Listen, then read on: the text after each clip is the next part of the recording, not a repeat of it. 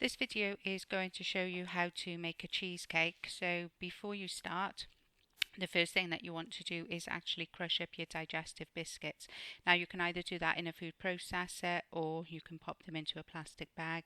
Make sure you seal the end and just hit it with a rolling pin until you get it into crumbs. You then need to melt your margarine into a saucepan. You just do that over a low heat, and as soon as it's all melted, and there are no lumps of margarine left in there, you can actually turn it off from the heat. You don't need it to actually start bubbling. So you are then going to add your biscuit crumbs, your digestive biscuit crumbs. You could do this with ginger biscuits as well if you wanted to, but we tend to use digestive biscuits. And actually put that into the pan and mix it all around. Now I'm actually using half the quantities here that it shows you on the recipe because I'm just making a small cheesecake, so you will have twice as much mixture as this if you actually follow the recipe as it is. So once you can see that that's all mixed in and there's no dry bits of biscuit left, you need to take your container. Now if you were doing this in school, I would suggest that you actually bring in a plastic container with a lid because that certainly helps you to get it home safely. If you're doing this at home, to eat at home, then obviously you could actually use a much fancier container than what I'm using here. So pop your biscuits in, and then what we need to make sure we do is press that down really firmly because we don't want the biscuits getting mixed up with the other filling, with the layer that we're going to put on top of here. So using a fork, just make sure that you actually press it down nice and firm. If you've got a large container that you're doing at home, if you're using a large dish, you may want to actually increase the quantities a bit. As I said, this is using half the recipe, so there's 50 grams of margarine in here and 100 grams of biscuits, just to give you an idea of the size that we've got.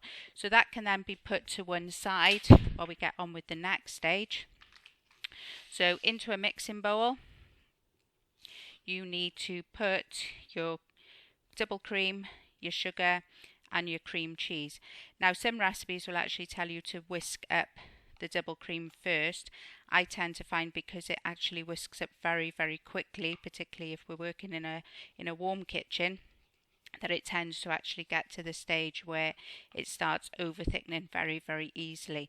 So I tend to actually put everything in together. So I've got my cream cheese in there, my double cream and my sugar, and I'm just going to actually mix that together. You can do this with a wooden spoon like I'm doing. You can do it with a hand whisk, or if you've got an electric whisk at home, that will actually speed the process up quite considerably, but it doesn't actually take very long to thicken up. So in just a couple of minutes, that will have actually thickened up quite considerably, and it's now ready to go on top of your biscuit base. Now what I tend to do is, if you put all of this in the middle and spread it, sometimes if there is some loose biscuit, it will actually drag the biscuit along. So actually dollop your mixture around your container, around your dish, so that you're not actually moving that cream cheese layer too far around on the biscuits. Now to spread it out, if you use a spatula, it means that you can actually get all